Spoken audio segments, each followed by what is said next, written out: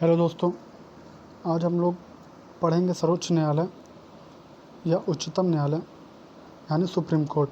Okay, आइए जानते हैं सर्वोच्च न्यायालय के बारे में।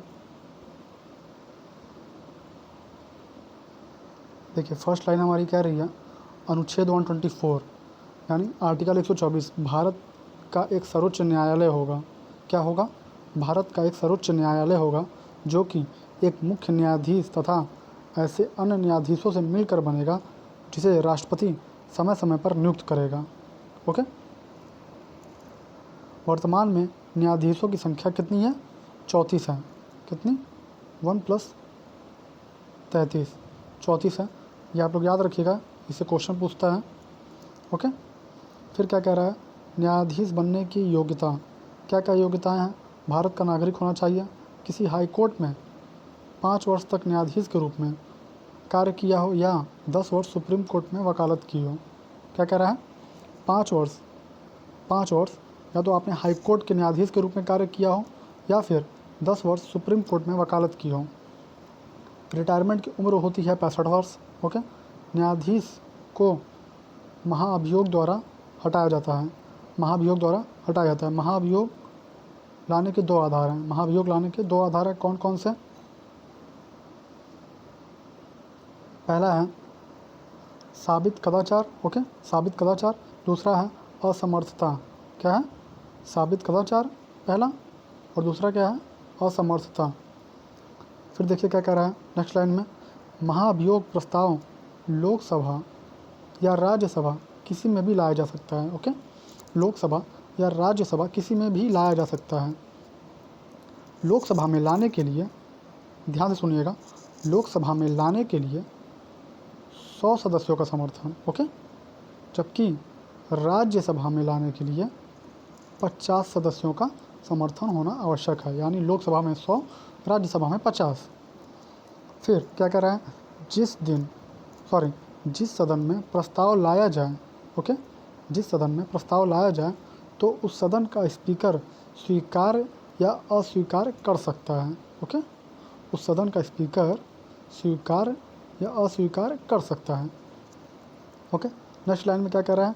प्रस्ताव स्वीकार होने के बाद, ओके, प्रस्ताव स्वीकार होने के बाद 3 सदस्यों की जांच कमेटी बनती है। कितनी? 3, जो अपनी रिपोर्ट उस सदन में रखती है जहां प्रस्ताव लाया गया हो। ओके, जो अपनी रिपोर्ट उस सदन में रखती है जहां प्रस्ताव लाया गया हो। फिर क्या कह रहा है? दोनों सदनों में 2/3 बहुमत से, कितना? 2/3 बहुमत से प्रस्ताव पास होने के बाद न्यायाधीश पद से मुक्त हो जाता है। ओके, दोनों सदनों में 2/3 बहुमत से प्रस्ताव पास होने के बाद न्यायाधीश पद से मुक्त हो जाता है। अब आइए देखिए नोट में क्या कह रहा है? सुप्रीम कोर्ट, हाई कोर्ट के सभी न्यायाधीश, okay, supreme court, high court के सभी न्यायाधीश, नियंत्रक एवं महालेखा परीक्षक यानी कैग तथा मुख्य निर्वाचन आयुक्त को इसी तरह पद से हटाया जाता है। ओके, तो सबका प्रोसेस एक ही है। फिर क्या कह रहा है? अनुच्छेद 126, अनुच्छेद 126 क्या है? कार्यकारी मुख्य न्यायाधीश की नियुक्ति।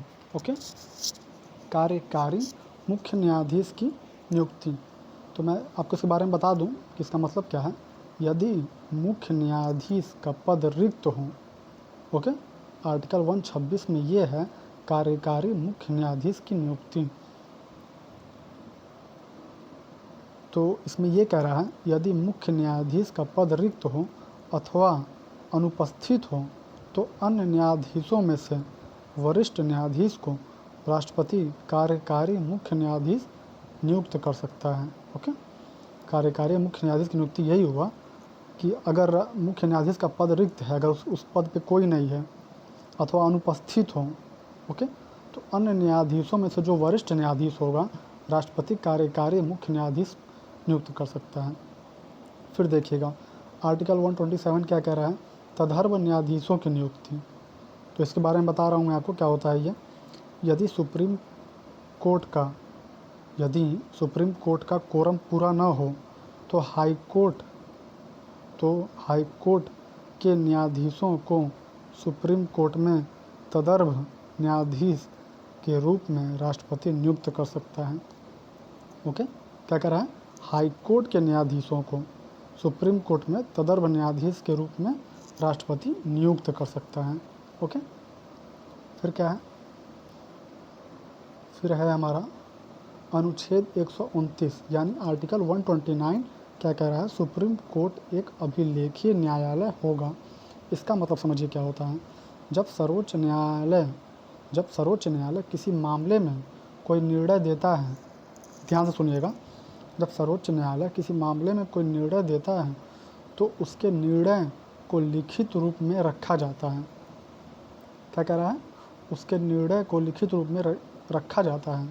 ओके, जिसे हाई कोर्ट या अन्य स्थानीय न्यायालय सबूत के रूप में प्रयोग कर सकते हैं। ओके, सुप्रीम कोर्ट एक अभिलेखीय न्यायालय होगा, तो मैंने आपको इसका मतलब बता दिया।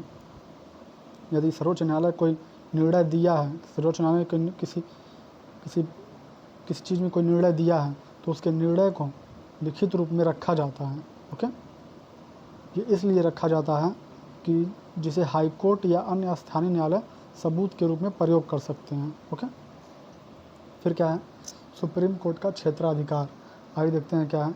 सुप्रीम कोर्ट का क्षेत्राधिकार है, पहला है इसके प्रारंभिक या मूल क्षेत्राधिकार।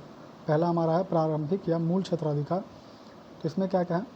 इसके अंतर्गत ऐसे मामले आते हैं जिनकी सीधे सुप्रीम कोर्ट में सुनवाई हो सकती है। प्रारंभिक या मूल क्षेत्राधिकार में ये कह रहा है, इसके अंतर्गत ऐसे मामले आते हैं जिनकी सीधे सुप्रीम कोर्ट में सुनवाई हो सकती है। ओके, जैसे मौलिक अधिकार के उल्लंघन का मामला। ओके, मौलिक अधिकार के उल्लंघन का मामला, या फिर केंद्र व राज्य के बीच विवाद, या दो से अधिक राज्यों के बीच विवाद। तो इसमें हम डायरेक्ट सीधे सुप्रीम कोर्ट में सुनवाई हो सकती है। फिर क्या है? दूसरा क्या है हमारा? देखिए, दूसरा है हमारा अपीलीय क्षेत्राधिकार। अपीलीय क्षेत्राधिकार में क्या होता है? हाई कोर्ट द्वारा किसी भी मामले में दिए गए निर्णय पर संतुष्ट ना होने पर सुप्रीम कोर्ट में अपील की जा सकती है। अगर हाई कोर्ट ने किसी भी मामले में अगर हाई कोर्ट के किसी भी मामले में अगर निर्णय संतुष्ट ना हो तो हम सुप्रीम कोर्ट में अपील कर सकते हैं। तो देखिए, इसमें भी दो मामले आते हैं, एक दीवानी होती है, एक फौजदारी होती है। दीवानी में क्या होता है? शादी विवाह, तलाक, संपत्ति। और फौजदारी में क्या होता है? चोरी, डकैती, हत्या, बलात्कार। ओके, फिर देखिए क्या कह रहे हैं। तीसरा और लास्ट हमारा है परामर्शदात्री क्षेत्राधिकार। ओके, परामर्शदात्री क्षेत्राधिकार। इसका मतलब ये है, इसके तहत राष्ट्रपति द्वारा किसी मामले में क्या कह रहा है? इसके तहत राष्ट्रपति द्वारा किसी मामले में सलाह मांगने पर, कौन कह रहा है? राष्ट्रपति द्वारा किसी मामले में सलाह मांगने पर सुप्रीम कोर्ट सलाह देने या न देने का अधिकार रखता है। ओके, सुप्रीम कोर्ट के पास ये पावर है कि सुप्रीम कोर्ट सलाह दे चाहे ना दे। और देखिए, जस्टिस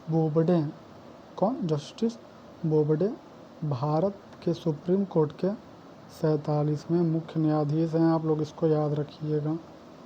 ये देखिए, उनकी तस्वीर है, ये जस्टिस बोबडे की, और ये 47वें मुख्य न्यायाधीश हैं भारत के सुप्रीम कोर्ट के। ओके, तो मैंने आपको सुप्रीम कोर्ट के बारे में बता दिया, सर्वोच्च न्यायालय।